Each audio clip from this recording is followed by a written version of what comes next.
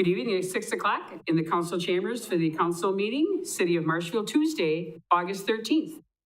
Call to order, roll call. Please stand for the Pledge of Allegiance. I pledge allegiance to the flag of the United States of America and to the republic for which it stands, one nation under God, indivisible, with liberty and justice for all.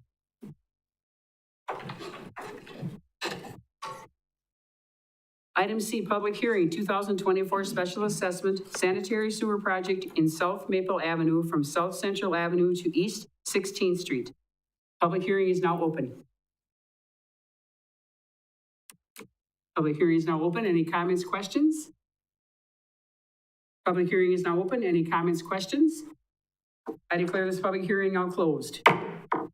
Item D, identify possible conflicts of interest.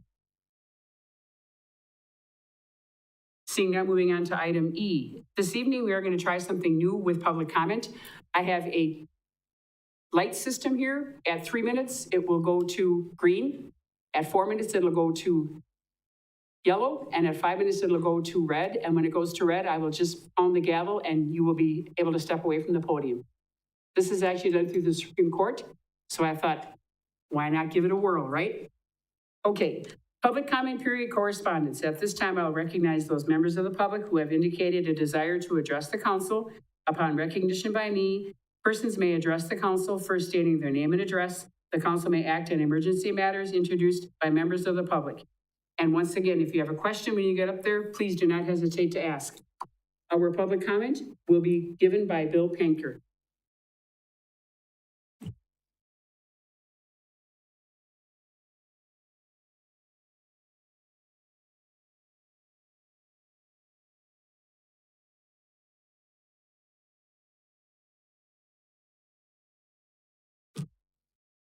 Lois, would you turn the... Thank you.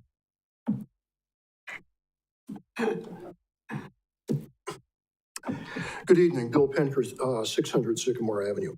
I have 3 comments this evening, and they are all from the perspective of a concerned resident and longtime council watcher. We apparently have committees which will be addressing the clearly evolved issues of restrooms at Wenzel Plaza and local housing needs. To both committees, will you be following the city's vision and mission statement as published in the current comprehensive plan? In particular, will you be applying Common Council value number 3, innovative? We are imaginative in addressing the evolving needs of the community. To the group working to resolve the restroom issue, what comes first, restrooms or the 2nd Street project with restrooms coordinated with the project? Now, over here, these are my copies of documents related to housing issues in Marshfield.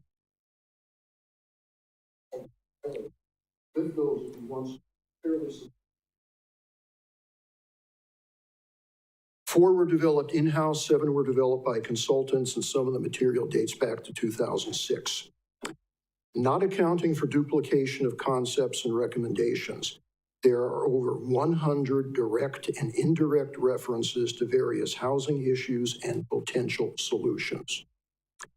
In addition to the material in the documents, the Common Council's vision and mission statement addresses housing in this way. It is the mission of the city to provide a family-oriented community with a full range of housing.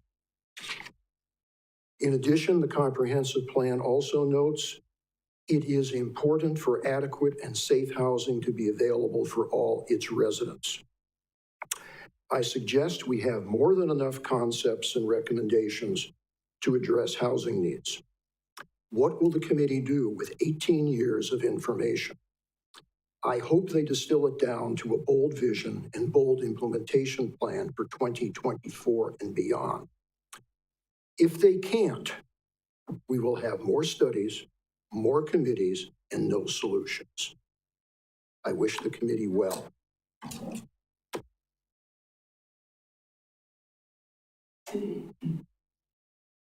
Thank you, Mr. Panker. Any other citizen comments? Any other citizen comments?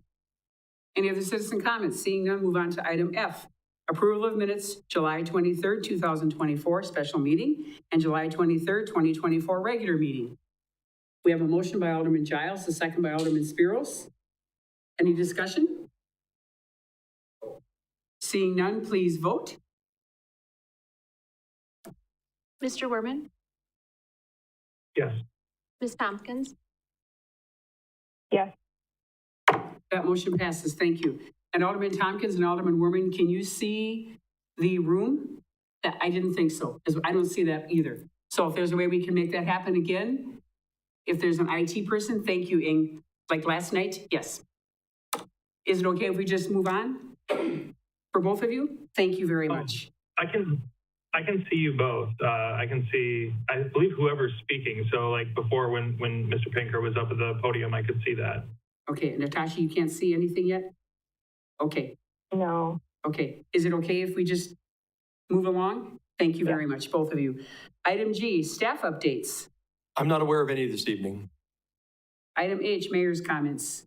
I received some positive comments about the planters and the flowers downtown. Thank you to Main Street, all the volunteers, and Mill Creek Gardens for all the beauty that you bring to downtown Marshfield. I feel this is important to let all of us know what our constituents feel about things. And lucky this was a good thing tonight. Item I, council comments. Seeing none. Item J, city administrators update. Thank you, Mayor. I have 4 things this evening. The first one is, was mentioned by Mr. Panker about housing. We do have our first meeting of the Housing Committee on Monday night, August 19th, this coming Monday. It'll be at 6:30 p.m. in the public conference room. Certainly invited to join us for that discussion. Next, I want to thank Kaylee Gomez. She brought up an idea that we're kind of working on, and that's to have an economic development roundtable session, getting some people from Synergy and Wood County and WEDAC, folks like that together. I know 5 of you have already said you'd be interested in coming to that. If you haven't responded yet, I encourage you to think about it. And it looks like it'll be in September. We were trying to organize it for August, but schedules, vacations, those kind of things, it wasn't happening. So trying to look for a date in September. So keep an eye on for that, a chance to interact with and learn from people elsewhere in Wisconsin who've had some success and give an idea about what kind of things are doing well in economic development across the area. Also, I want to note that it was mentioned by Councilmember Werman at the last meeting that we have fallen behind. By we, I mean me, in addressing some of the past requests. I went and looked back at the year, and really I was current through about Memorial Day, but the last few weeks, last maybe 4 meetings or so, have fallen behind. There's a handful of requests that have been brought up under council requests for future agenda items that have not been addressed. So I've listed them out. I've got a plan of attack for them. And starting in the meeting on August 27th, we'll include those on the agenda, probably 2 or 3 at a time, probably take 2 to 3 meetings in order to get caught up again on those requests. The only other thing I would note is to thank Jessica and her team, all the many people who work on the polls in any capacity for their work. Sounds like it's been a fairly busy day for a primary. They're going to be getting ready soon for a presidential election. Just want to commend them and encourage them that they are appreciated. That's all I have this evening. Thank you, Administrator Barg. Item K, reports from commissions, boards, and committees. Seeing none, and thank you, Ing, for that help. Item L, consent agenda, meeting minutes, reports. Motion by Alderman Fires, second by Alderman Stauber. Any questions, comments? Seeing none, please vote. Mr. Werman? Yes. Ms. Tompkins? Yes. That motion passes. Thank you. Item N, action on items removed from the consent agenda, if any. There are none. We'll go on to item N. Presentation update from the UWSP Marshfield campus presented by Tom Gibson, Chancellor, and Gretel Stock, Dean of University College. Welcome to both of you. Thank you, and good evening, everyone. I really appreciate this opportunity to share our outlook on our Marshfield campus. And joining me this evening is my colleague, Gretel Stock, Dean of University College. And I would be remiss if I didn't give a shout out to our Marshfield campus executive, Tony Andrews, who's here with us this evening. So to lead us in this presentation, I invite my colleague, Gretel Stock. Thank you very much. I know that folks in the packet have the presentation. I don't know if it'll be projected, but we will talk through the slides that we have shared with all of you. So today we're going to talk about 4 things. We're going to talk about where we've been in our partnership together. We're going to talk about where we are going as an institution, talk about the space needs, which I know are very important to members of this board, and talk about our commitment to Marshfield and Wood County. Yes. Your presentation is loaded on the podium computer. It is, Yes, excellent. it is. Okay, thank you so much. And I think if Ann can help if need be, but it should be loaded. It's been loaded by our IT staff. There you go. So you can all see that. Great. I'm sorry I didn't say that right off. I thought you knew that. My It's fault. a different slide. Okay. There we go. Great. Let me get to the slide that we're talking about. Okay, fantastic. I hope you can all see that. Yes, thank you. Can our members who are online see that? And is it possible for us to, can we open it up entirely?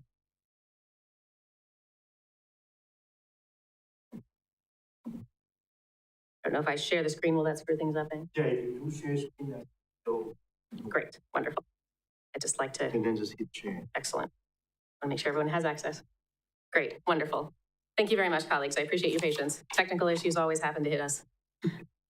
So as I mentioned in the preamble here, we do want to talk about these 4 areas and make sure that we are very clear on to you on our commitment to the Marshfield and Wood County region.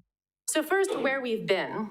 I'd like to show these 2 maps when we're talking about our collaboration together, because we have long been partners as a community, a university that serves our community.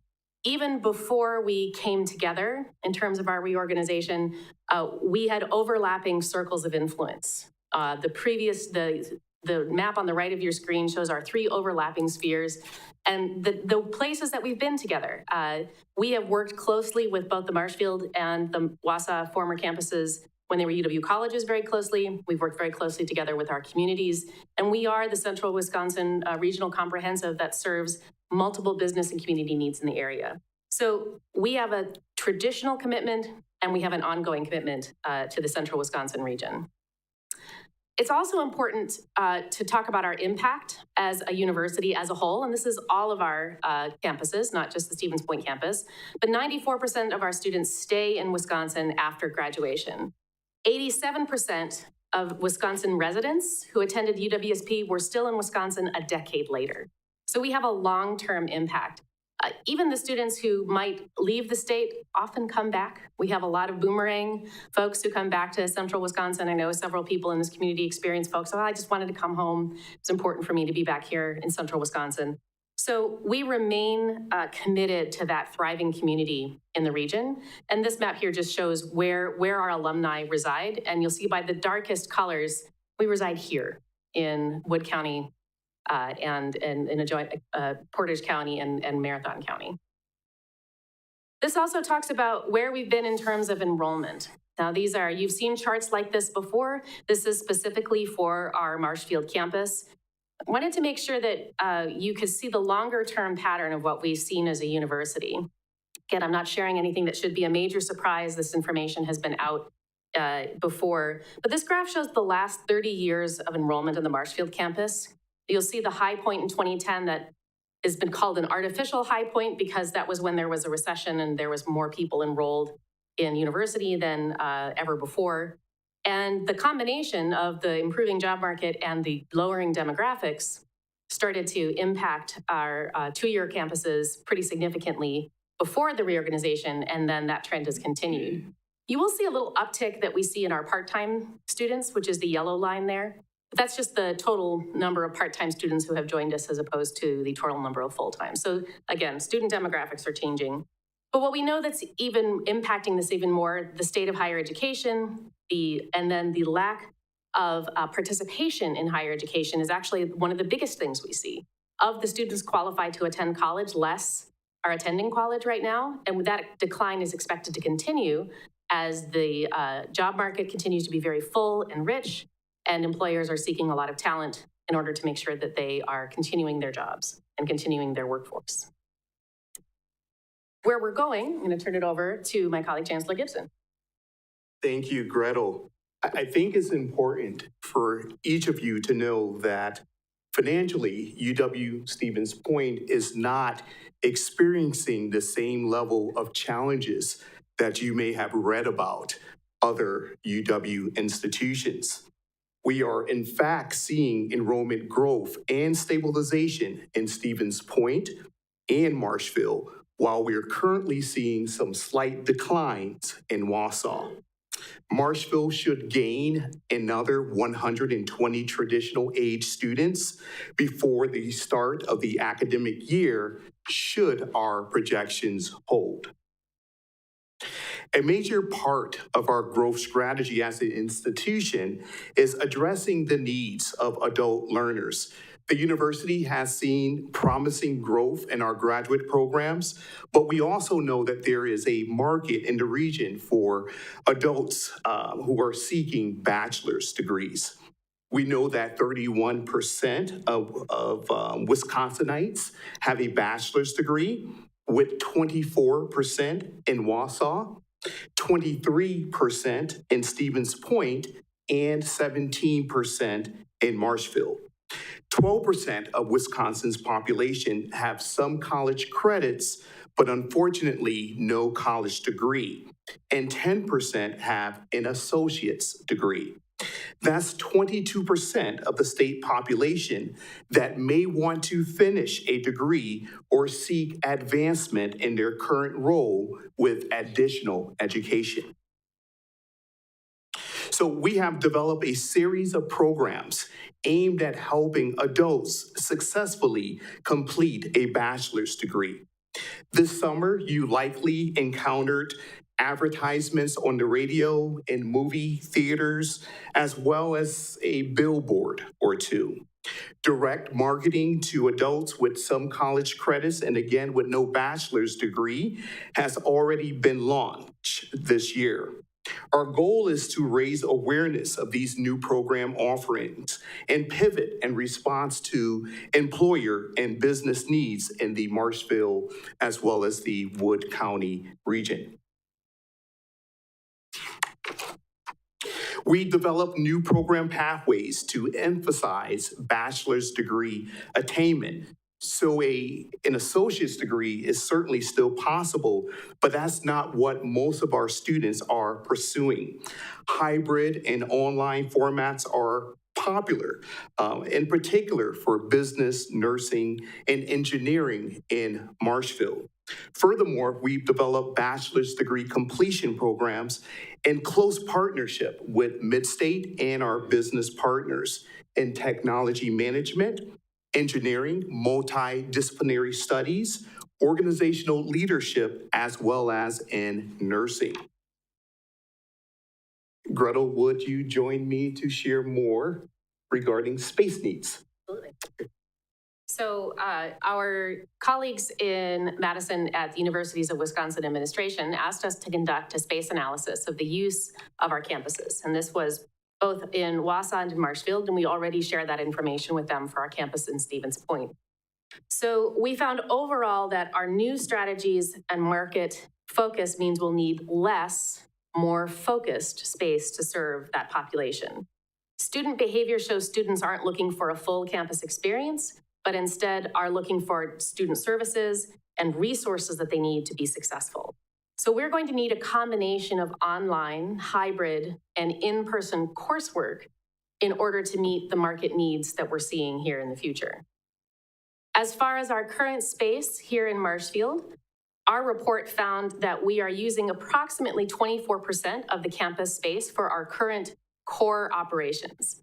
Core operations do not include the work that we do for the Hub City Band, for example, the campus community players, but that work isn't frequent enough to say that it is an all-the-time kind of use. So this 24% catalogs the all-the-time regular operational use for our core instructional operations. I think that context is important. We also currently have about 8,700 square feet of our total square footage under MOU with nonprofit or Universities of Wisconsin entities. The UW Eau Claire program is one of the, nursing program is one of the biggest renters of our current space, and they are looking at their program options at the moment. We also have the makerspace, for example, which would be another example of that space. So that is our total usage that we are seeing on the campus. In collaboration with you and with our colleagues at Wood County, who, through the University Commission, who share responsibility for the space, we really would like to refocus our space use and expand collaborations with partners within the city and within the county to utilize the space more effectively. We also want to make sure that we are engaging with our K-12 partners, with community organizations, any county programming, to make sure that we're truly examining how can this space be best used to suit the individuals in the Marshfield and Wood County area. And we will, in order to operate as a community partner, we need to have sufficient enrollment to cover our operational costs to continue to be here in operations. So we will continue in the fall semester, as we do every fall, to look at our day 10 performance, which is our official marker of who is a student that's going to stick with us versus those that started and stopped or started late.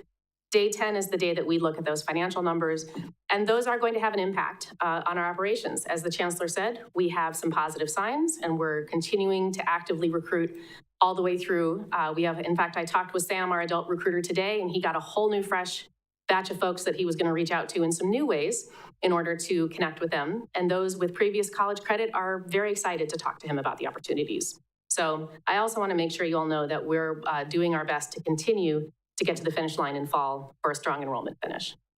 Thank you. So in conclusion, I would just like to reiterate my commitment to a university presence in Marshfield and Wood County. Certainly, you may have read about the numerous challenges that are not only impacting the universities of Wisconsin, but higher education as a sector.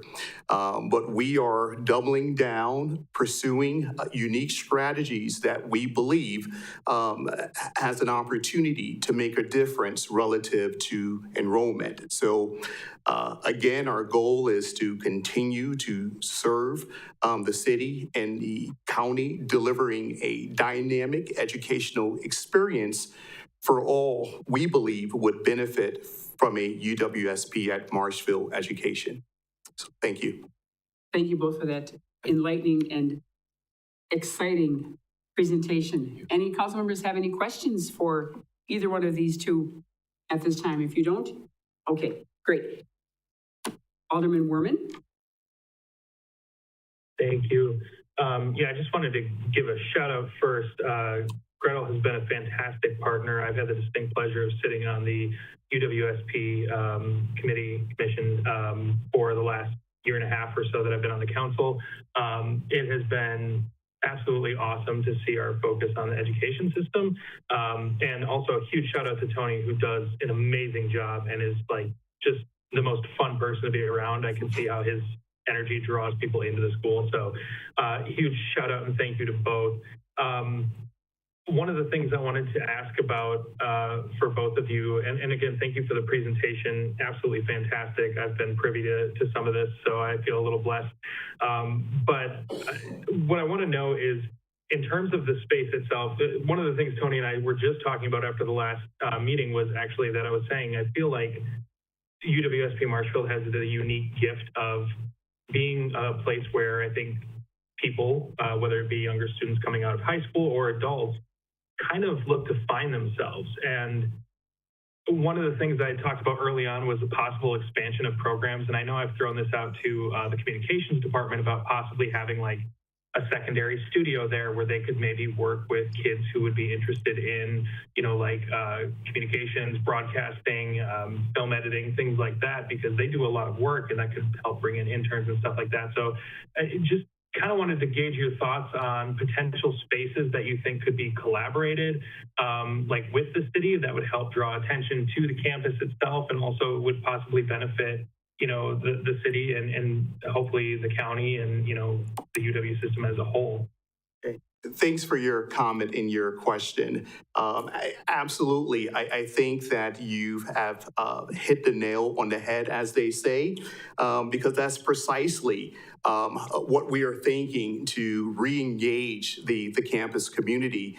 We are definitely seeking mission-aligned organizations to co-locate on our campus. So programs that perhaps could serve as a pipeline to the institution. So K through 12 programs, we're seeing some positive signs with the makerspace and inviting students into the campus. We're interested in aligning with nonprofit organizations as well that serves youth and also share an education mission. So in terms of the city, I don't know of all of the opportunities that currently exist. I too was aware of there could have been a possible partnerships with their communications office. If that's still on the table, I see a lot of good alignment in partnering with the city's Office of Communication. I see it as a way to provide some experiential learning opportunities for our students, as well as supplement the city perhaps with student interns and folks that would be interested in practicum studies. So these are the types of discussions and opportunities that I'm really interested in pursuing. So should you have more ideas such as those, or if others in the room have ideas that you think it would be important for us to be aware of, we both welcome them. Awesome, thank you. And I only had one more question, then I'll yield the floor. And that was just one of my favorite things that the UW system, specifically the Marshfield campus, does, and I've participated in this, is the continued education. So maybe you're not looking for a degree, but you just want to take a fun class or do something interesting or get a certificate. So I know I've taken like the guitar class and the ukulele class and stuff like that. So I think that is a fantastic program. I love doing that stuff, and any opportunity I get, I try to jump at it.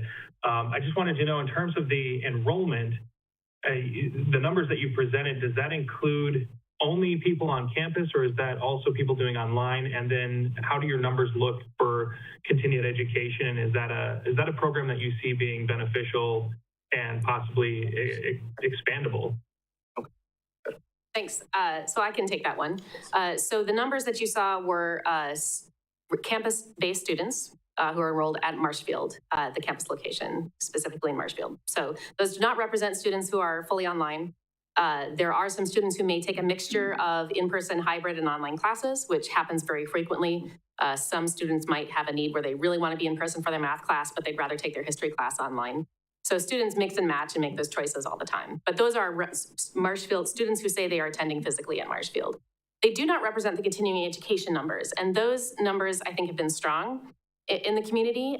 They don't represent a class every single week like a fully enrolled student might, but they definitely have those opportunities for both professional development in terms of career growth. We have several career-focused sessions that we offer that has very strong enrollment, has a lot of interest. But there's also the personal development and growth that happens. We've had ballroom dancing, we've had pickleball, we've had ukulele lessons, right? I mean, and those things also enrich the community. The continuing education is also very deeply involved in youth programming as well, and our STEM for Girls program has been wildly popular at the university in Marshfield. So we've been very happy to have those opportunities as well. So those numbers are strong, but they are supplemental in terms of the overall picture for the institution, but definitely something we are committed to, especially in someone taking care of the whole life cycle of education. That's a very important part of what we do. I'm also going to jump in and remind both of you that other folks are watching this meeting too. It's not just us in this room. So, and as YouTube comes on, people watch more. So better watch your phone, might be ringing off the wall. I don't know how many lines you have, but here we go. Another great thing for Marshfield, Wisconsin. Anybody else have any comments, questions? I don't see any. Okay. Thank you both again, and enjoy the school year. Thank you. Thank you. Item O, presentation update on 2024 Hub City Days presented by Kaylee Gomez, Executive Director, Main Street, Marshfield. So I will be joined tonight by our board president, Brad Remen. He might jump in and share a few thoughts of his own tonight. I have some pictures to hand out to the room just from this past event.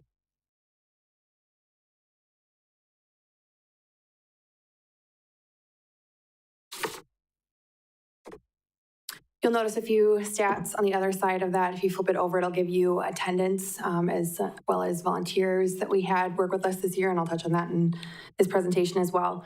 So Hub City Days this year, we celebrated 20 years in 2024. It started as a downtown festival and fundraiser for Main Street, and today it does continue in that spirit. It's an annual weekend where we draw tremendous foot traffic downtown while also fundraising for our nonprofit. The weekend boasts 14 events thanks to community partnerships. We have Mackey's Business After 5 at the Elks, Movie in the Plaza, the Hot Wheel Hunt, which was new this year, Bike Cruise, which was new last year, and the Shop Hop, Hub City Concert Series finale, Beer Garden and live music, Elks Barbecue Cook-Off, which was new this year, Chestnut Center for the Arts Open House, also new this year, Alpo Mansion Horsepower Show, Brewfest, Craft Show, Family Zone, and of course, the car show, the second largest in the state. Most of the event, apart from Main Street staff and a handful of business partners, are volunteers helping us out with the entire thing. We tracked 105 volunteers helping us with the weekend this year. That's collectively at least 400, and I'd say probably closer to 500 volunteer hours of preparation and hands-on support. There are a few people that pull 17 to 18-hour days on Saturday and do that every single year as just a part of serving the community. The car show brings in over 600 cars, and that's been pretty standard the past couple years. The majority of our cars registering are local to Marshfield or the Wisconsin Rapids area, although 15 this year traveled between 3 and 5 hours to reach our car show. And of course, there's a range between that as well. We measure attendance in a variety of ways, including our beer garden wristbands, counting at specific events that are smaller, geofencing through our Wisconsin Main Street membership, registration forms, and remaining connected to our partners like the Feltzes, of course. Over 12,000 people attended Hub City Days this year. A few items to note. Our post-attendee survey this year provided 199 responses. Nearly 50% of survey respondents were under 45 years of age, and that's not completely surprising. The survey was put out online, so that makes sense. 29% were 46 to 60, and the rest were over 60 years old. 80% had attended Hub City Days before, 20% were new to the event. 75% purchased food or beverages before, during, or after the event. 45% shopped downtown before, during, or after the event. 70% they would likely return downtown for shopping or dining later in the year. Comments, just general comments, open comment, range from things like more seating, more shade, your favorite, more bathrooms. They will never, ever be enough in the city. And then we heard some great input from businesses who were open and active. One of the comments that we receive every single year is, can we get more shops open for this event downtown? Some see it as an opportunity to just take a breather, maybe travel away from Marshfield for a while, and we certainly respect that choice. But we do hear every single year the great benefits of being open either Friday night for the shop hop or Saturday during the car show event.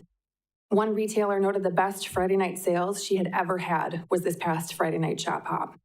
A restaurant noted seeing many, many new faces. They've been open for 5 years and are a very popular destination in town. Both were very favorable to the event on Friday night, which is common, and we've heard record-breaking sales from other retailers on Saturday for many years in a row now. When businesses are active and engaged, they tend to see sales. This event runs on partnerships, and like I said before, just would love to say some public thank yous. Big thank yous to the Main Street Board of Directors and committees, who are all volunteers that believe in downtown and want to see their community thrive. They start work on this event in January every year. Another big thank you to the Feltz family for their passionate work on the car show each year, as well as all of our other event leads. And a big thank you to our incredible partners, our event volunteers, the event sponsors, and city staff. We feel so supported by city staff, and they work every single year to make this event clean, safe, and really a vibrant place for people to come and visit from out of town. Any questions? Alderman Wagner? Thank you, Mayor. That car show has grown substantially since the years that I've been following and watching it. Do you get any help from Visit Marshfield for staging that? Do you need more? Could you do more if you had more money? I know that's a stupid question, obviously, but the question is, are you taking advantage of that? Sure. Every single year, Visit Marshfield puts out their $1,000 grants, so we are welcome to apply for those $1,000 grants and receive $1,000 toward whatever we need for the event, and then we can report back to them on hotel stays. That seems like an awful small amount of their budget, though, doesn't it? I mean, $1,000. I mean, could you enhance that with more? Or do you have plans to do that? Well, it's kind of like a sponsorship with any of our other business partners is what I would say for that, Ed. And $1,000 I think seems to be working well for them for the events that they're supporting across the entire city, but that'd be a better question for them. I'm going to jump in and just give a little comment. They give away a lot of $1,000 because I've been at some of their events, and they give away a lot of $1,000. So everyone gets the fair shake, however small or however big, they all get the same amount.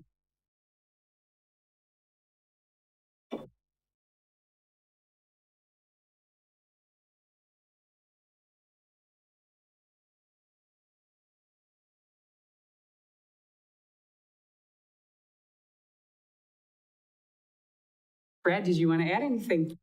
No, I was just going to say, as far as your comment about could we use more money, I work in finance. We could always use more money.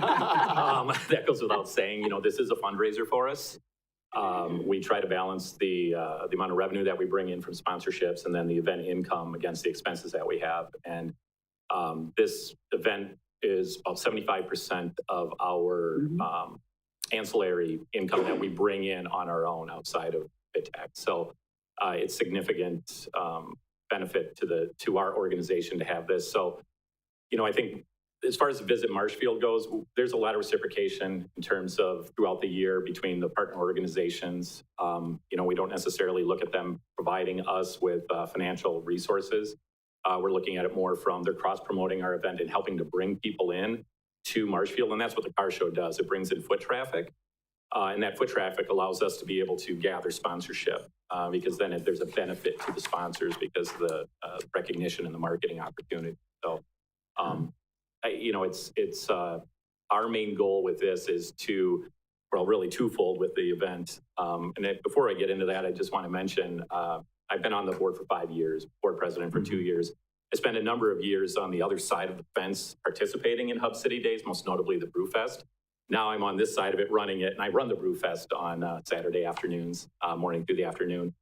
But the amount of effort that goes into this particular event and how important it is for our organization, one thing Kaylee doesn't really talk about a lot is just the amount of effort that she puts into this. Talked a lot about the volunteer hours. We have 1.5 resources in Main Street Marshfield to run an event this size, and the rest is all volunteer.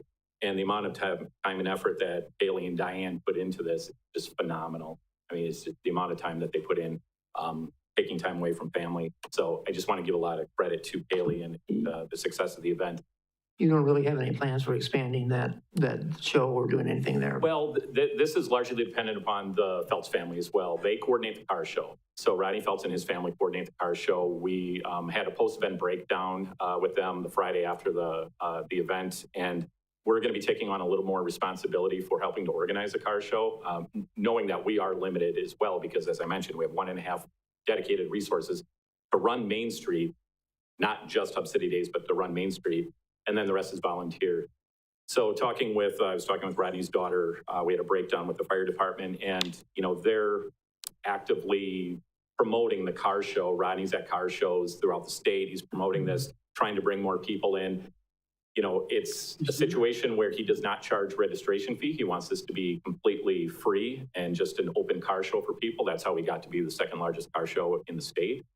And the thought is, as more cars come in, we're going to accept them and we're going to take them. Our jurisdiction for Main Street is Arnold down to 9th Street, and 1 block off. That's our bid district. That's our area of responsibility. We are starting to bleed outside of that now, to the benefit of Marshfield, I might add. So we'll have to see where this is going to go. We could be up to 700 cars, 750, 800. When we start reaching beyond the level that we're at now, we really need to take a look at the logistics of this and how this is going to run. We've pretty much tapped out our resources at this point in time. I don't know how we can run an event any larger than what we have without additional resources, whether that be money from outside organizations, contribution from the city. And the city's been a good partner with us and go on to paint a bad picture. But there's always more that can be done. I think do you get any assistance from them for in kind, like advertising? Do they buy ads for you to spread the word around the state? The Feltz family? Are you talking? I'm sorry, Visit Marshfield? Does Visit Marshfield help with Visit Marshfield? Advertising?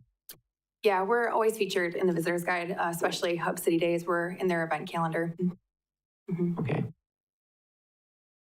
Alderman Tompkins? Thank you, Madam Mayor. I just wanted to say that my family participated that weekend, and I mean, the movie in the park was just, I mean, I just felt so thankful to be part of the community during that event. The biking in was super fun. There was just kids in trailers, little kids on their bikes. We had people on electric bikes, like all age groups. It was so fun. And then the car show, you know, a lot of the males in my family like that. But I just wanted to say that I had a spontaneous mom came up to me that weekend, 4 kids, like, you know, after the event was over, and just said how amazing the kids zone was. And she was so thankful to live here with all the events that she can do with her kids. So I just thought that was just an awesome feedback. And it kind of relates to what Bill Pinker was saying, that part of the mission of our city is a family-oriented community. And it was just so cool that a car show has become a family-oriented event. Any other comments, questions? Seeing none, thank you both. Keep up the great work. I remember those days. And the best thing in my mind about Main Street Marshfield is obviously the volunteers. Yes, I remember the 1.5, but the 1.5 turned into a lot. How many volunteers? Yeah, so congratulations again on another great year. Thank you. Item P, presentation City's 2023 Financial Audit Report, introduced by Jennifer Solinsky, Finance Director, presented by John Traitman, CLA. Good evening. Please bear with me as I pull up our presentation.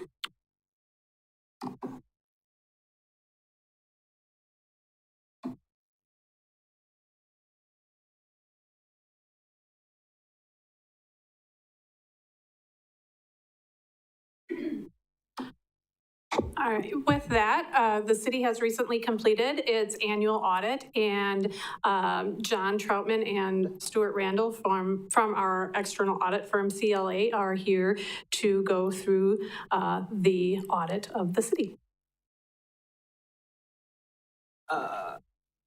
Good evening, I am Stuart Randall. This is John Troutman, as Jennifer indicated. I'm going to be leading the presentation tonight, and John is going to chime in whenever he wants to with his years of insights.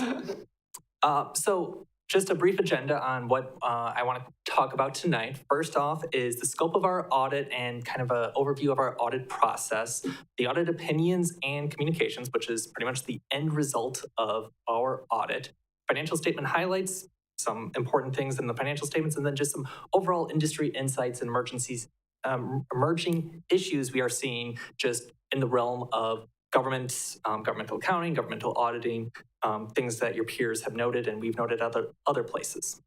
So please, also I should say, please interrupt with questions at any time. I want to try and get as much information to you and also address anything that you might have concerns of during this process. So speaking of process, our audit process.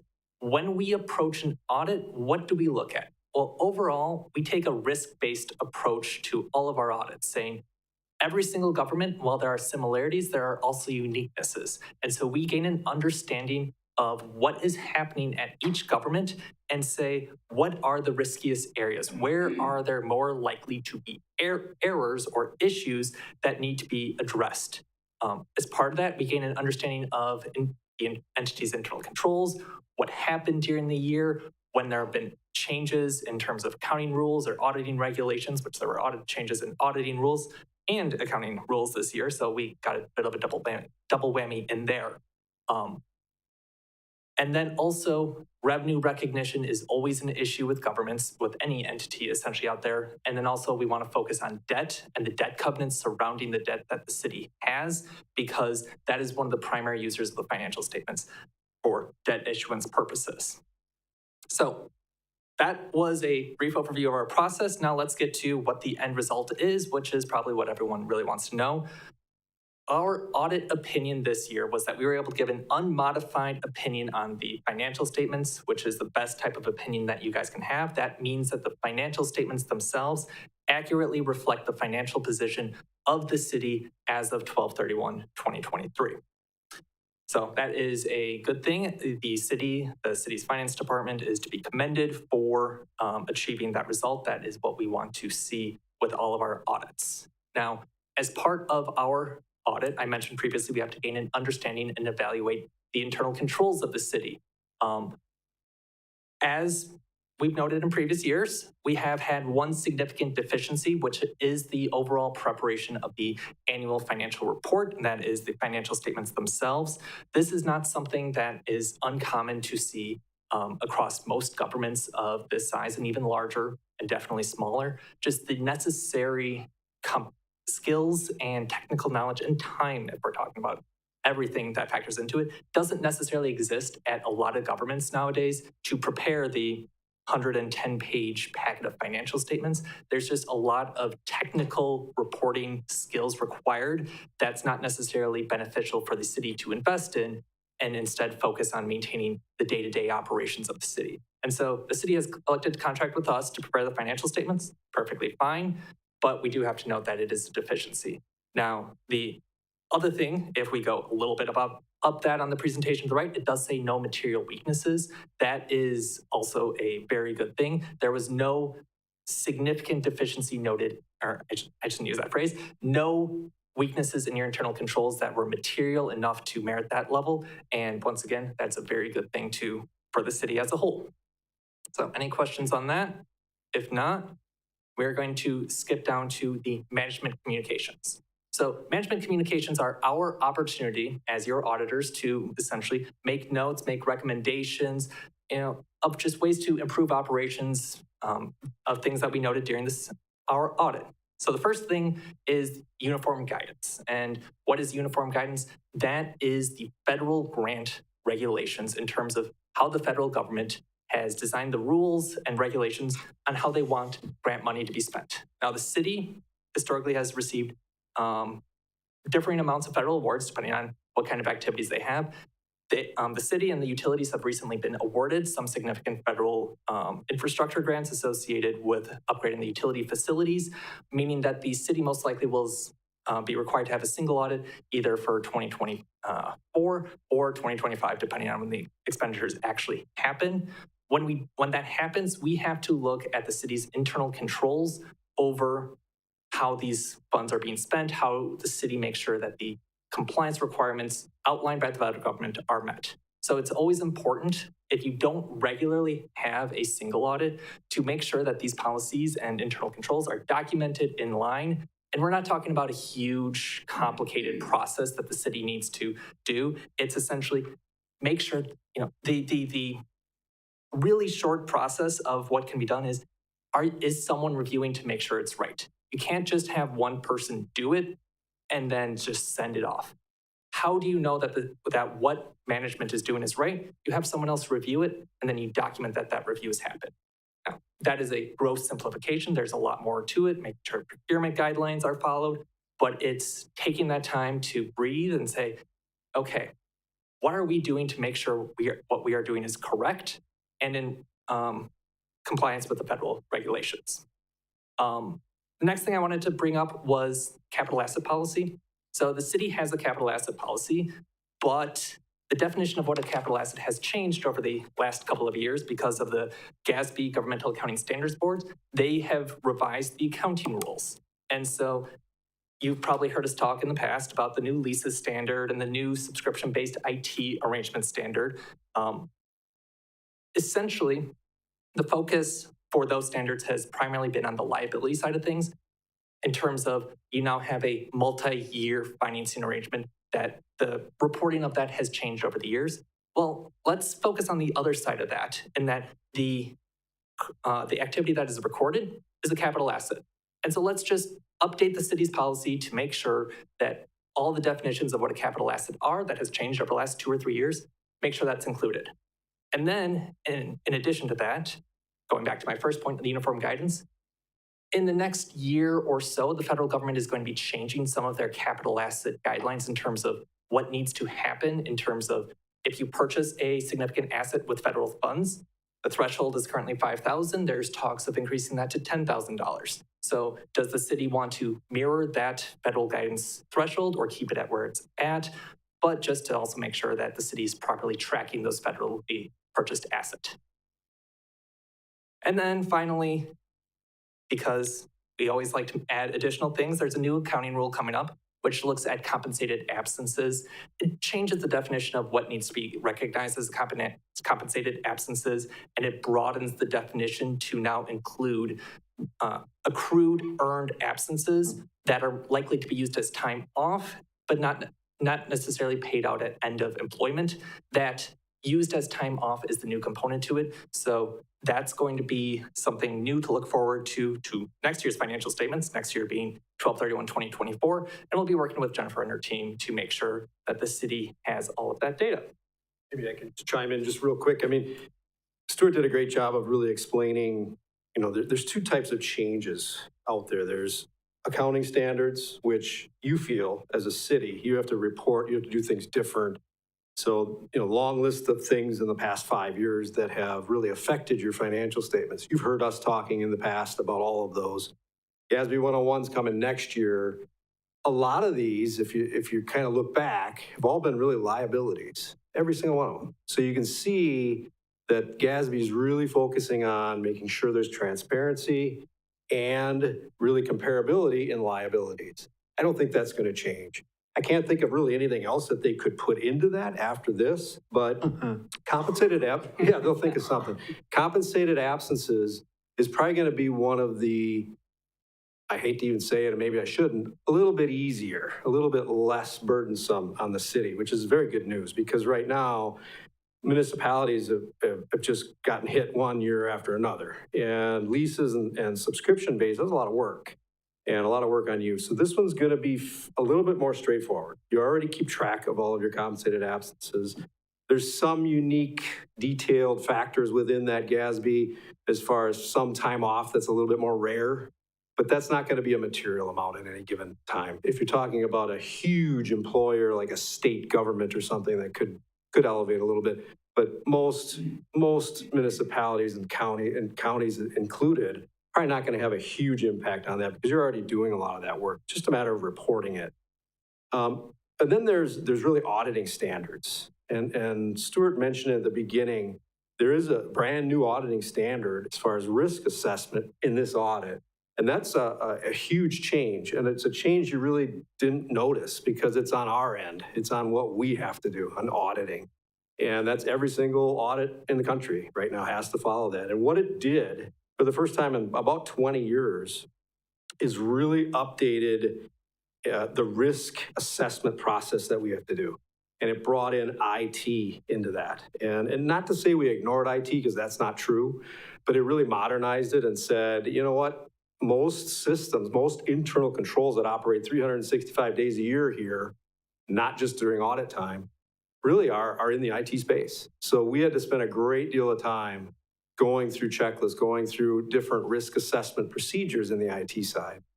So that's going to be kind of the future as we go into that. And you know, the side effect of that is, you know, again, it changed things. It changed the way we looked at it. And that's a good thing in auditing. It's just continually updating, continually modernizing that. So just wanted to point that out and pause a little bit. So continue. Okay, so if there's any questions on the management communications, or we can progress on to the financial highlights. Hopefully none of this is going to be too Greek or unseen to you, but this is essentially your general fund balance over a 5-year period of time, essentially showing that while there was a decrease from 2019 to 2020 and to 2021, it has increased from 21 to 22 and continuing into 2023. The unassigned fund balance, which is the bottom row, is also an important number to focus on because that essentially represents your reserves, your savings. As of 2023, that was $6,080,000. Essentially, that's what the city can use in an emergency or to apply in future budgets. Now, it's not necessarily a recommended action to spend that down. It's always good to have reserves. The city is getting close to meeting its fund balance policy. Currently, your policy says you want to have 25% of your annual expenditures as unassigned fund balance. you're right in that 24 to 25% range, so just under it. A metric that has been used by a lot of different government financing associations is overall fund balance. And so if you take a look at your overall fund balance versus your expenditures, which that's what this is doing, you are over that 25% and the 26%. And essentially it's, I don't need to explain the need to maintain reserves, maintain savings, because we never know what's going to happen. Looking at your utilities briefly here, this is going to primarily focus just on the electric and water utilities because those are regulated by the Public Service Commission, and they have specific metrics in terms of how they want this determined to maintain. This is essentially the primary metric that the PSC uses to assess utility health. Your electric utility had a 5.3% rate of return in 2023. I just noticed that the table there has a bit of a typo. The rightmost column is 2023. We don't have two 2022s. And then the water utility is at 4.79%. That is right in line with what we are seeing in terms of similar sized utilities. That is right in line with your authorized rate of returns. And so that means that you guys are doing very good, especially after you had that dip in 2022 for various activities that happened then. Just a quick comment on that rate of return, the 5.32 and the 4.79.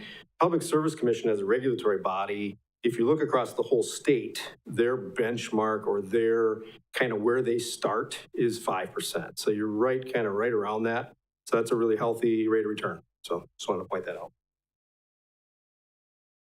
And then the final financial excerpt that I just wanted to draw attention to was the status of all your TIDs. Now, TIDs are the primary financing mechanism for economic development. They obviously have various lives until they get terminated. The third column, the unrecovered, over-recovered cost, is kind of just a snapshot to say this is the status of the TIDs as of 12/31 in terms of have you recovered your costs that you have incurred. So the usual life of a TID is you incur costs to encourage the economic development, and then the property taxes will pay it off over time. And so there's always that upfront expenditure with recovery over time. So for example, TID 5, which I do believe that the city has closed, we can see that there's a negative $412,000, meaning that you've over-recovered your costs in that regards. All the positive numbers means that you still have a little bit of time. You still have cost to recover, and you have until the termination year to recover those costs. Now, you can still incur costs in some of these TIDs, you still have plenty of time remaining in the life, but it's always important to just monitor where they're at and make sure that there's a plan to make sure they at least recover those initial outlay of costs. That was the brief financials. I'm not seeing any questions, so I just want to talk a little bit about what we are seeing overall in the industry. Now, obviously, economic conditions in volatile markets, everyone is watching inflation raising costs. Luckily, there was a little bit better macroeconomic news today on that, but obviously the city governments, you have your fixed budgets, so it's always important to try to balance those costs, even if they are raising with your revenue restricted metrics. Now, number two, the labor shortages, turnover, and retention. This is something that we have seen across the board in terms of the longevity of employment at governments. You always used to have long-term employees. Now there's turnover left, right, center, and we're not expecting that to change anytime in the future. What the city can do to help address this is document procedures, especially in the financial side of things. And there's so much focus on the finance department in terms of what they do, but the finance department is not the only one that touches cash and handles cash. Your library, they collect fines. Is there consideration of the internal controls, the processes, the reconciliations that happen there? You have a relatively new aquatics center that has concessions there. You have a parks department in terms of the reservations and making sure that that revenue is recognized, not at the time that the payment is received, but when it's done, when it's actually used for that service. So how can the city take time to make sure that there's employees that are cross-trained in case unexpected absences happen, but make sure that those procedures are documented to make sure that those processes can continue if there is that inevitable turnover because, whether someone retires or moves on to some other pasture, it's going to happen. And it's not something that governments have historically been used to seeing. And it's unfortunately a bit of a new reality for a lot of places. Just a brief comment there. I mean, the reason why we're bringing this up is A, it's really relevant right now, but two, we're seeing a lot of governments struggle with this. And we're seeing audits being affected. We're seeing just grants and things like that being done incorrectly during the year. So this is pretty serious, and you're at a time where on the financial side of it, you're seeing less people getting into this type of business. And UWSP gave a presentation, and they were different. They're increasing. That's unusual. Most colleges out there are decreasing in their accounting and finance.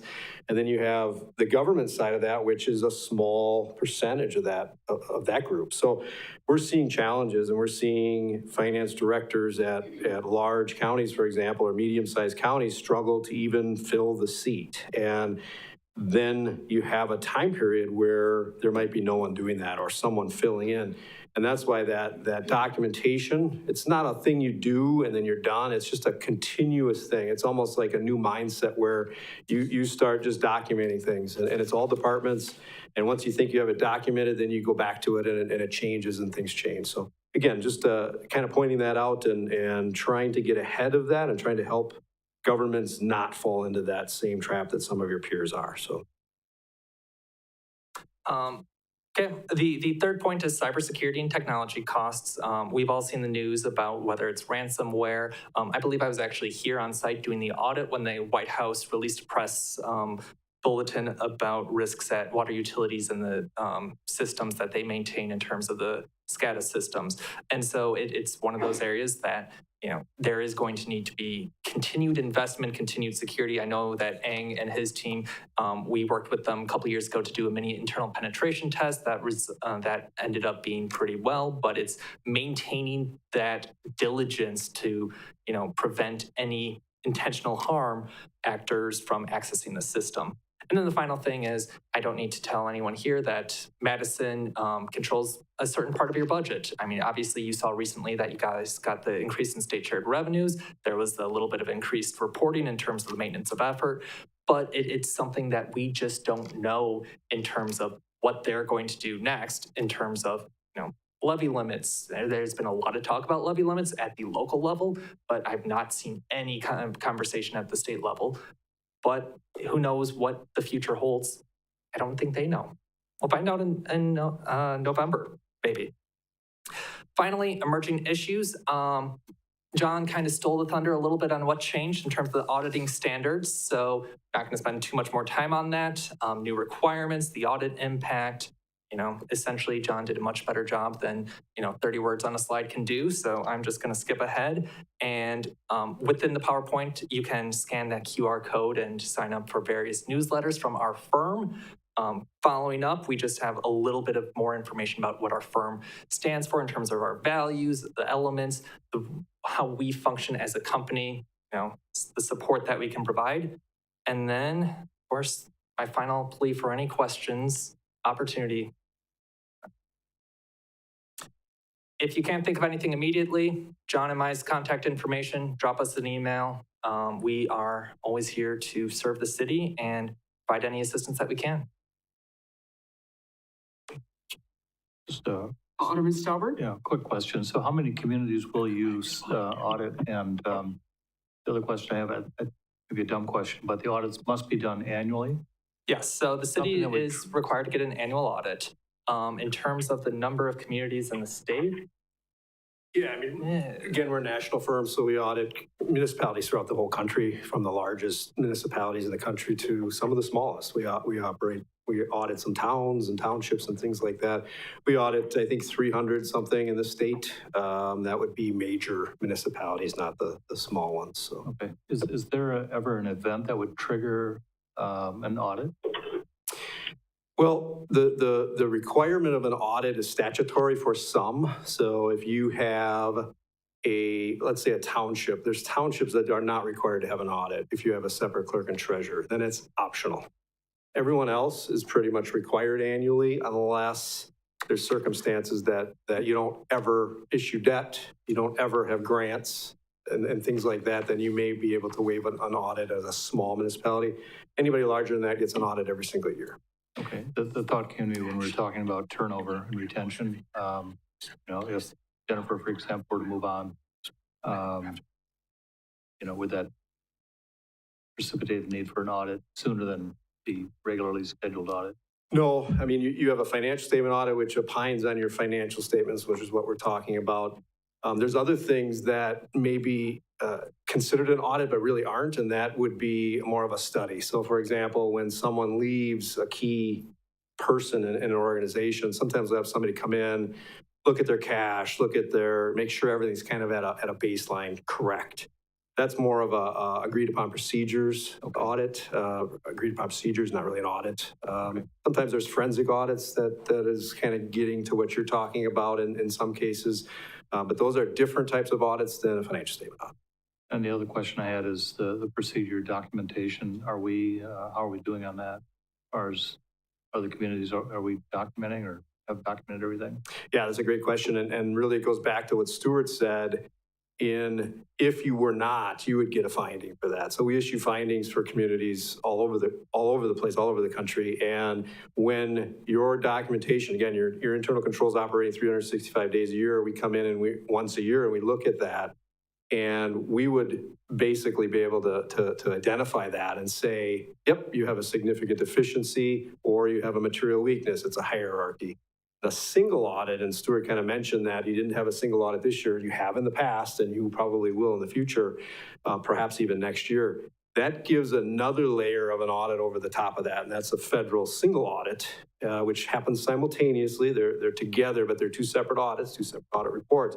That dives much more into the documentation of your grants and who's doing what. Is there two people signing off of your grant claims and expenditures related to grants? So that's a much more detailed look at that. And again, that's where, generally speaking, nothing to do with the city of Marshfield, but generally speaking, we see a lot more findings in the single audits than we do internal control, because most medium to larger communities, have pretty decent policies and procedures on accounts payable and receipting and things like that. It's when you get into the single audit and you have a brand new grant you never had before, you're not really 100% sure of the requirements, is where you run into trouble. So that's why we put that on that slide, is to get ahead of that and understand what's in front of you well before an audit takes place. So, thank you. Good questions. Alderman Wagner, and then Alderman Tompkins. Thank you.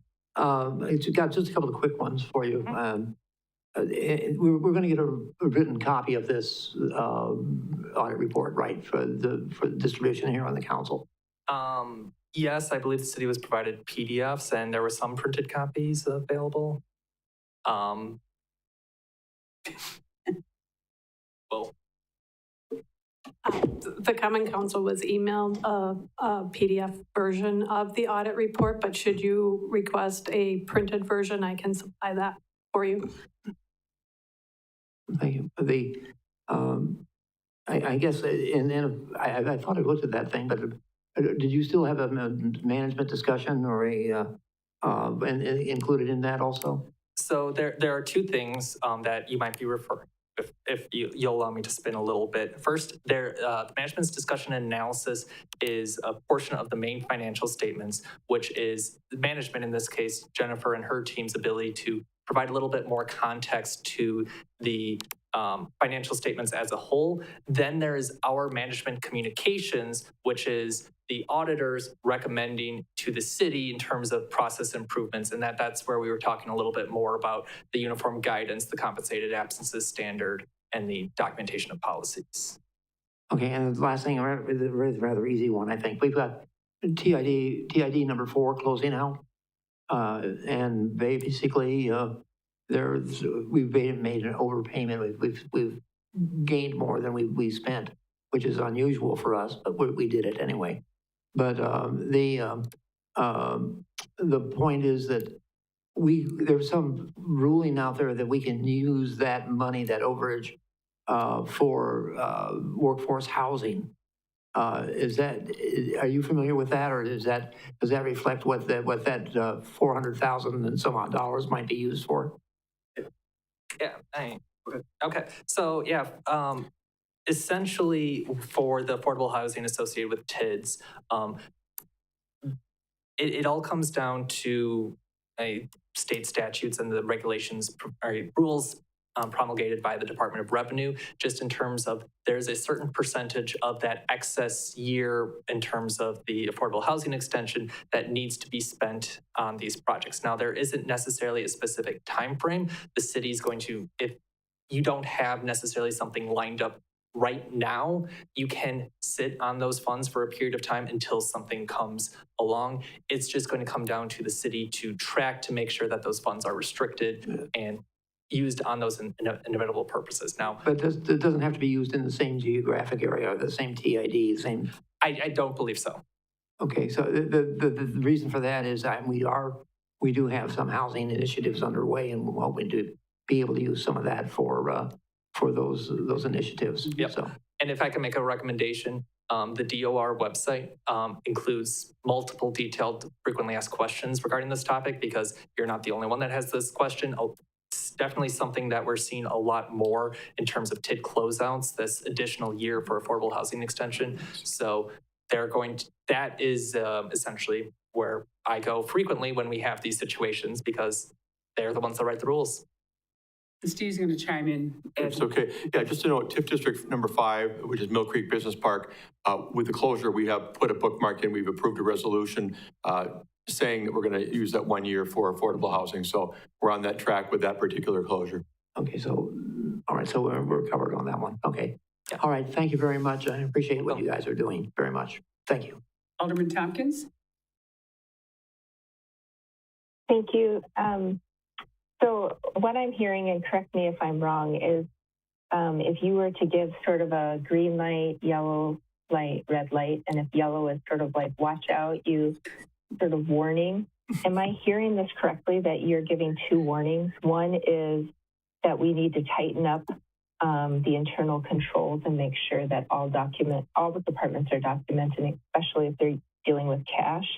And secondly, that we need to update our capital asset policy. Is that what I'm hearing from you?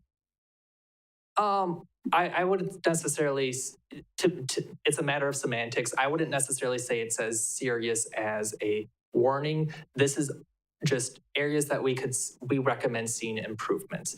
It's not, sorry, we had a little bit of movement here.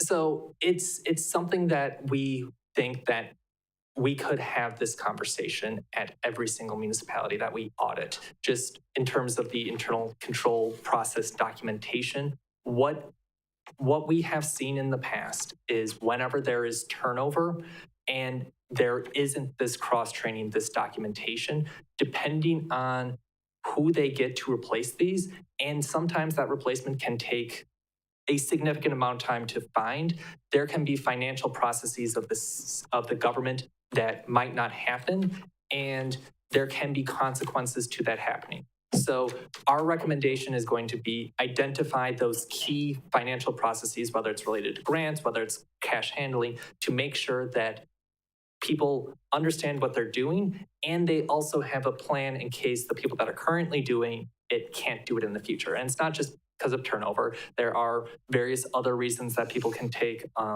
unexpected absences to make sure that these things happen. So would it be appropriate, Steve, to have some sort of presentation to the council when these 2 steps have been done, whether it be done after our budget season? But just to know if these are being the recommendations, that we actually follow the recommendation. So, yes, I'm looking at Jennifer right now, making eye contact, and we're both in agreement. That is a good suggestion.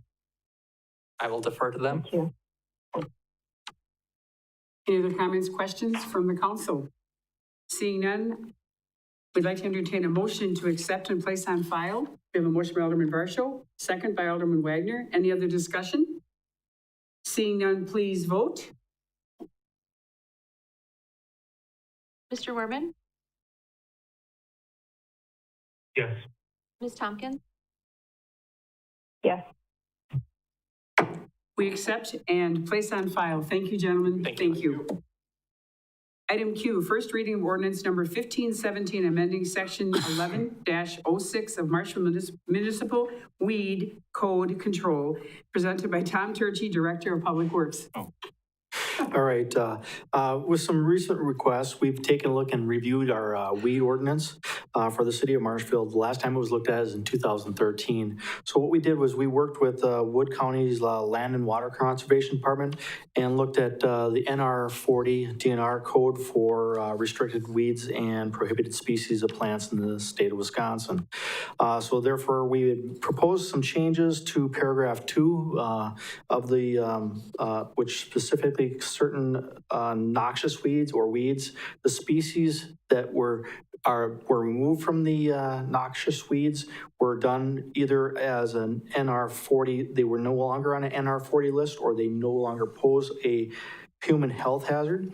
And then we added species specifically to the list that are prominent NR 40 and human health hazard species in our area. So it's basically just an update of the thing, and it helps with some of the pollinator requests that we've had in the past.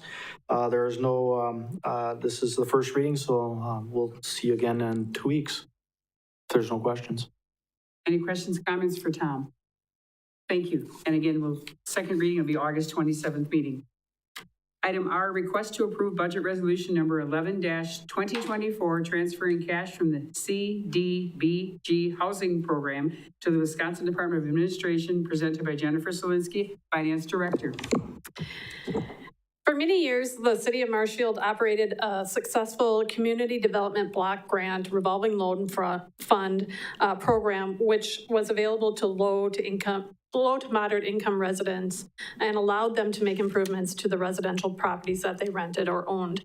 The city had contracted with Juneau County for the admin of this program since 2019. However, earlier this year, they advised us they would be ending their contract, and that many other programs had consolidated their local program at the regional level.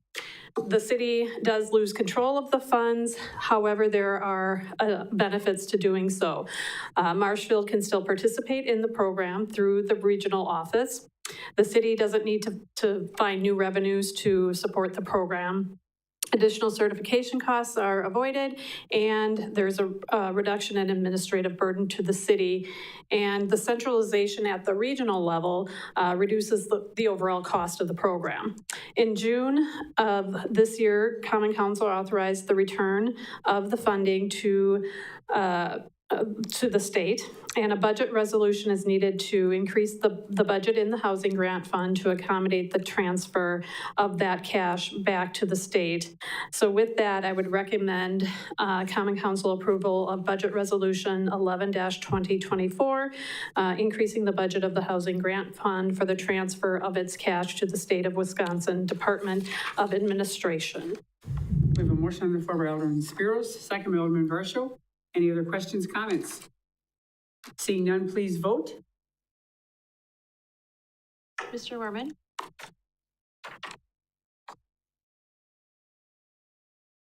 Mr. Werman? Yes. Ms. Tompkins? Yes. That motion passes. Thank you, Jennifer. Thank you.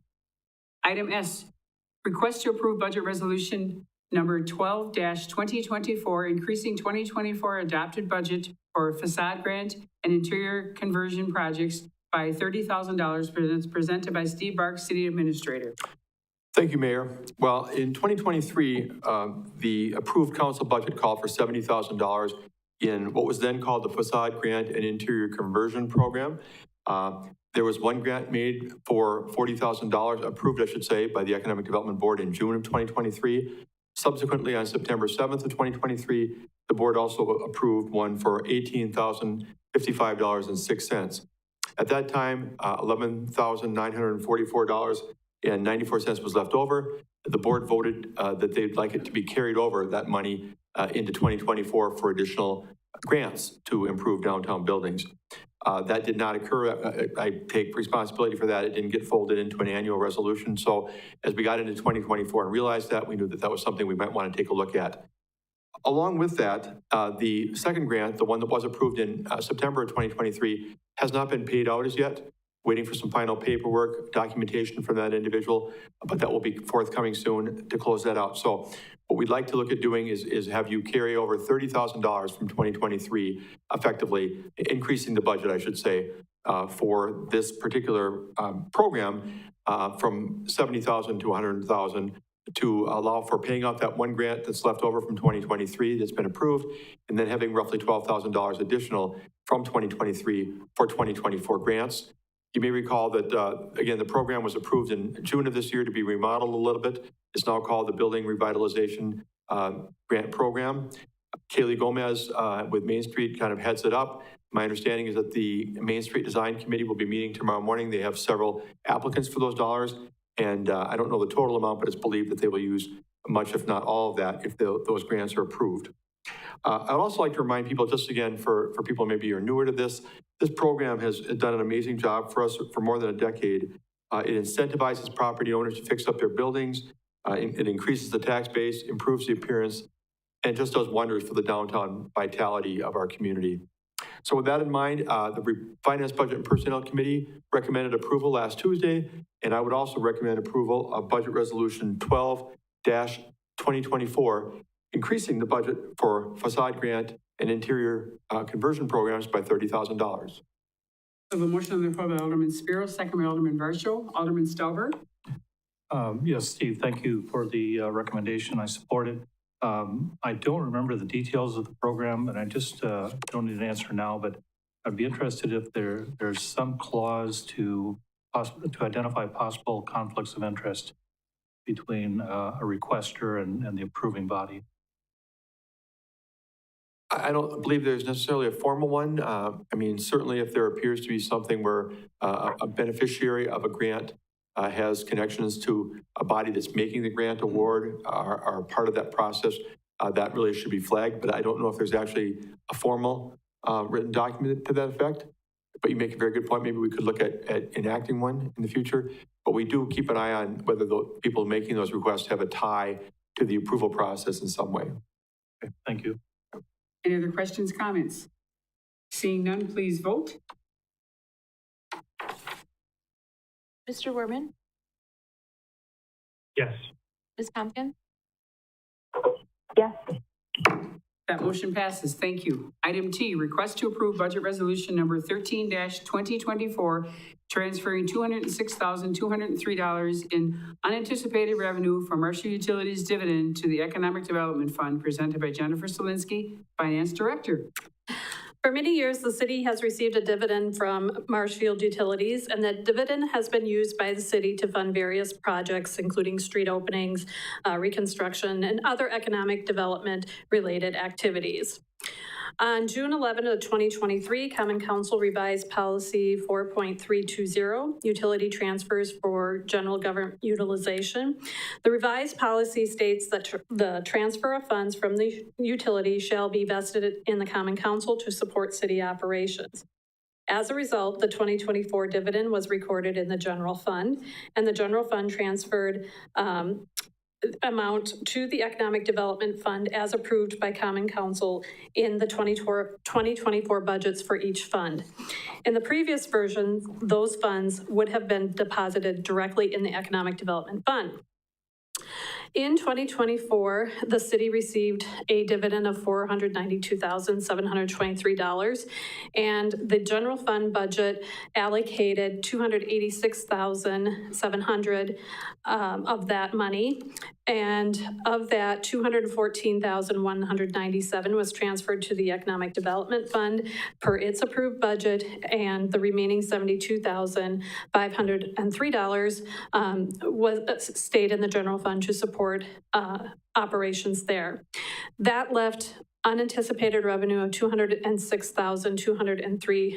The Common Council has discretion for how those unanticipated revenues are spent, and the Finance, Budget, and Personnel Committee at its August 6th meeting was presented several options for the use of that money, and made a motion and passed a resolution to transfer that unanticipated revenue to the Economic Development Fund.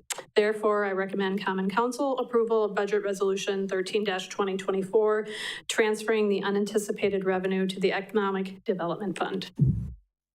Motion by Alderman Spiro, second by Alderman Fire. Any discussion? Alderman Tompkins? Jennifer, I thought of this question after our finance, budget, and personnel meeting. Does it work better for our Moody's rating, or is it our audit?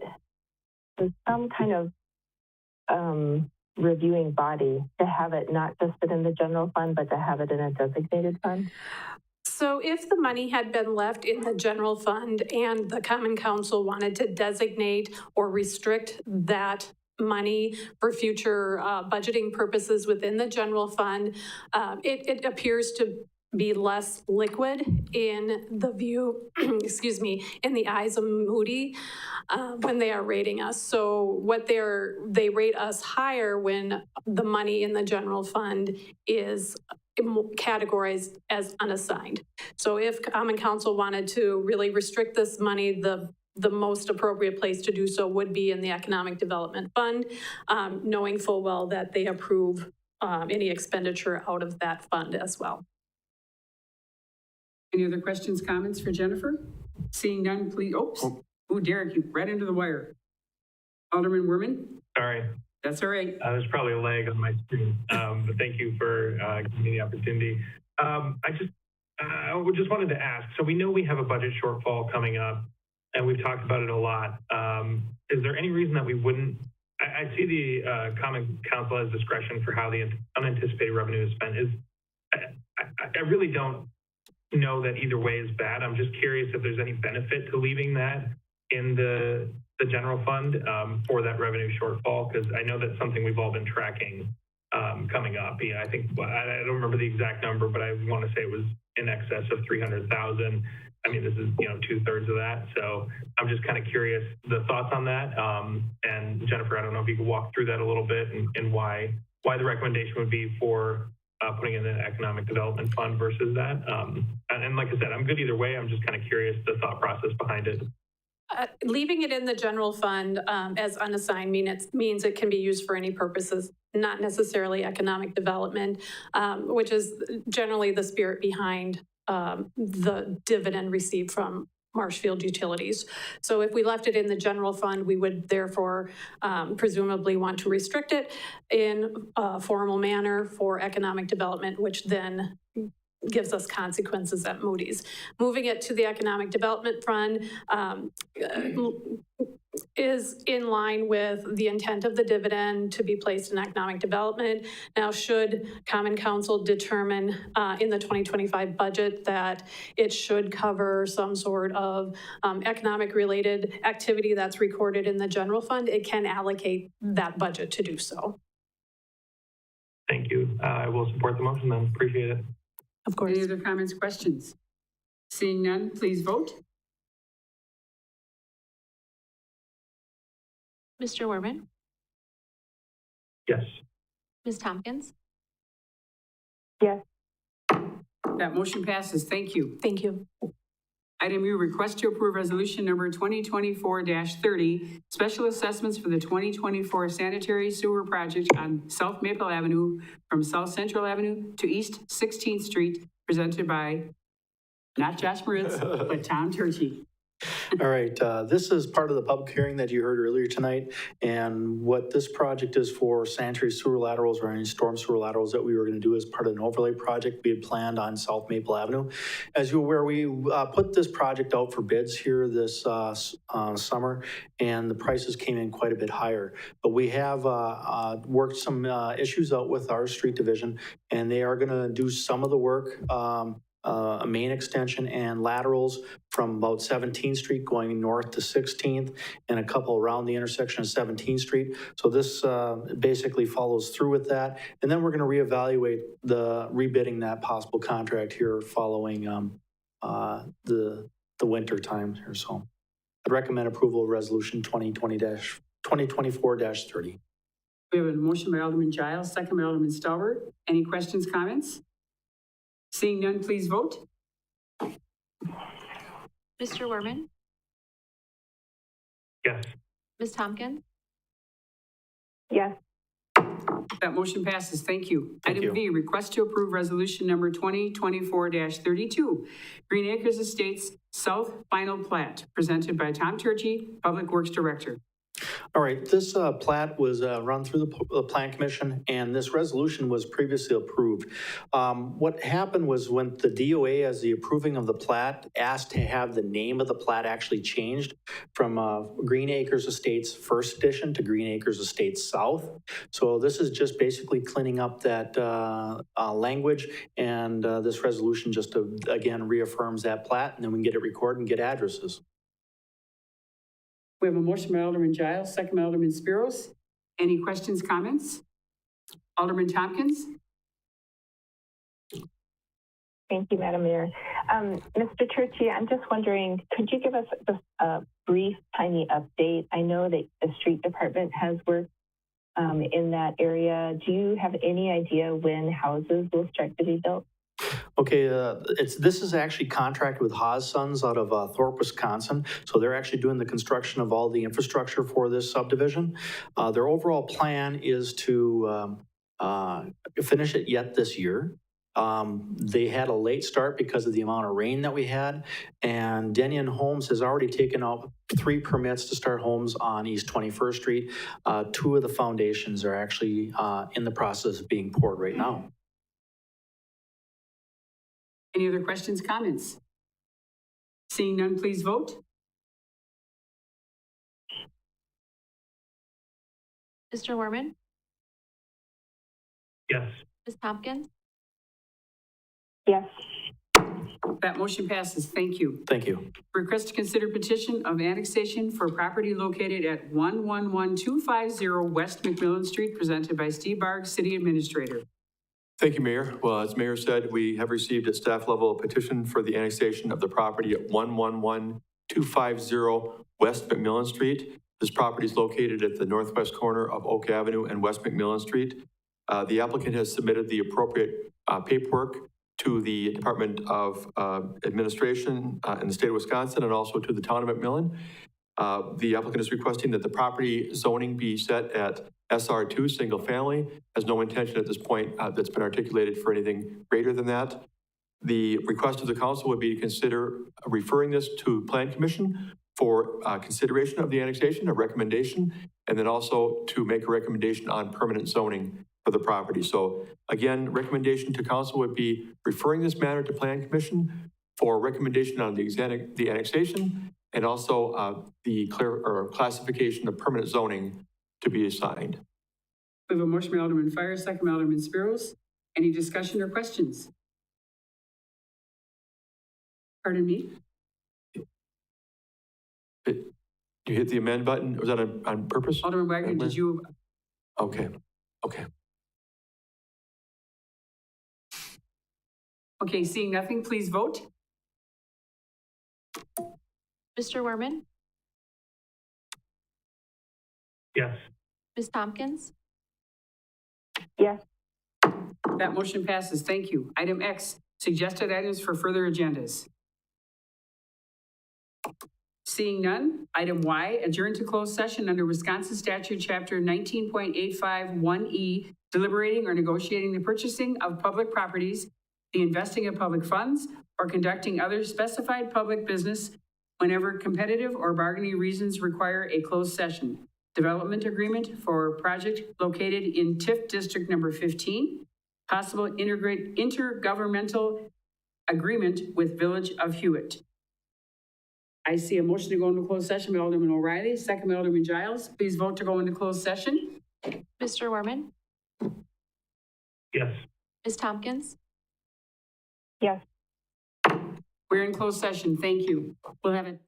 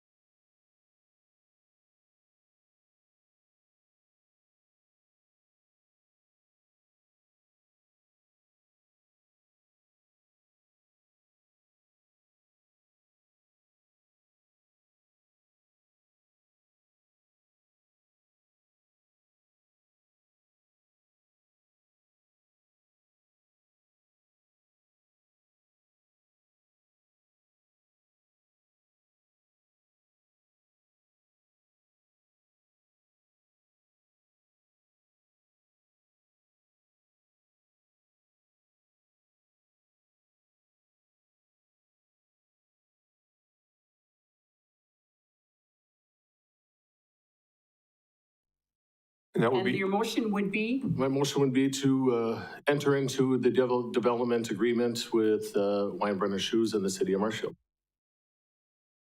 We have a second by Alderman O'Reilly. Any discussion? Seeing none, please vote.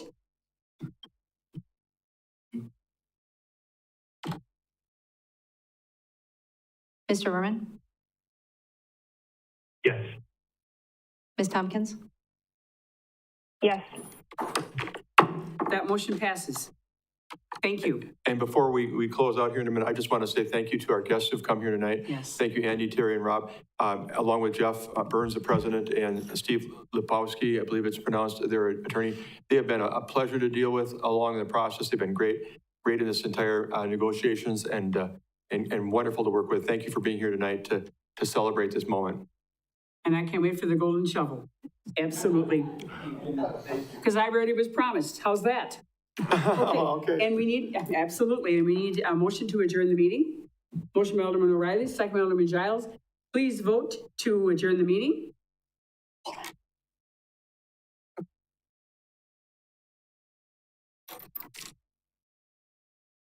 Maybe. Mr. Werman? Yes. Ms. Tompkins? Yes. The meeting is adjourned. Thank you all.